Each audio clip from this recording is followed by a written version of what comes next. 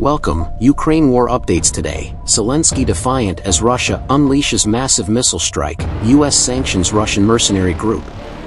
Russia launched what the head of Ukraine's armed forces called massive missile strikes Thursday, as Moscow hurled 55 air and sea-based missiles at targets including the capital Kyiv. Ukraine President Volodymyr Zelensky said his country had defeated Russia's attempt to intimidate it through the attacks. The attacks come after the US and Germany's momentous decision Wednesday to send battle tanks to Ukraine. Now, talk has turned to the possible supply of other firepower, namely fighter jets. Zelensky thanked Kyiv's allies for supplying tanks, but said he had asked NATO Secretary General Jens Stoltenberg for more assistance.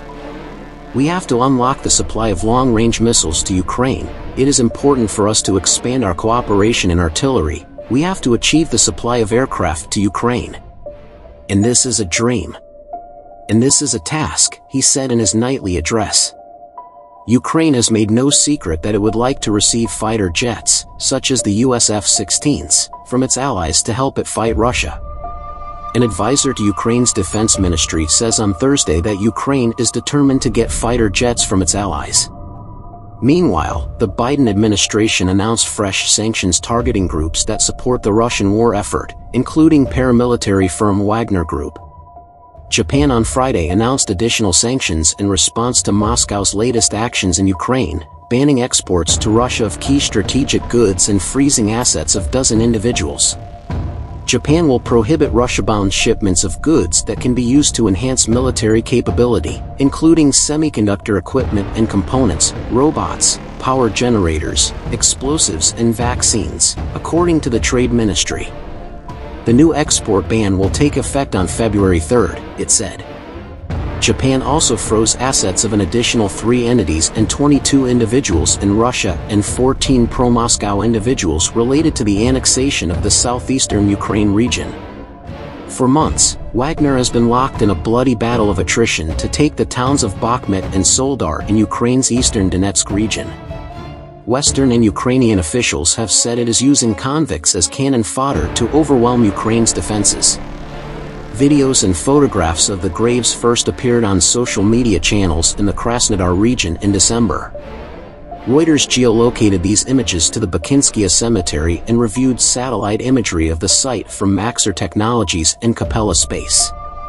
Satellite pictures show that the Wagner plot was empty in the summer, had 3 rows of graves by the end of November and was 3/4 full by early January.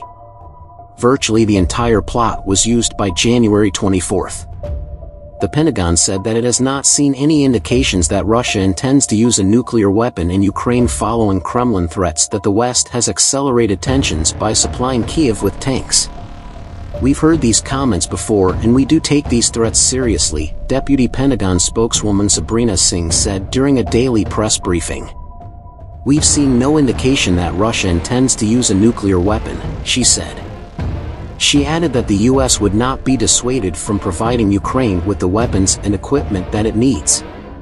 Ukrainian President Volodymyr Zelensky took a defiant tone after Moscow unleashed fresh missile strikes on his country, insisting Kyiv will defeat a Russian invasion nearing its 1-year mark. "Another attempt by a terrorist state to intimidate us with a massive missile strike has recently been defeated, just as the whole of Russia will soon be defeated," he said in a post on his Telegram account, according to an NBC News translation. Russia launched missiles at various targets in Ukraine in a strike the head of Ukraine's armed forces called massive.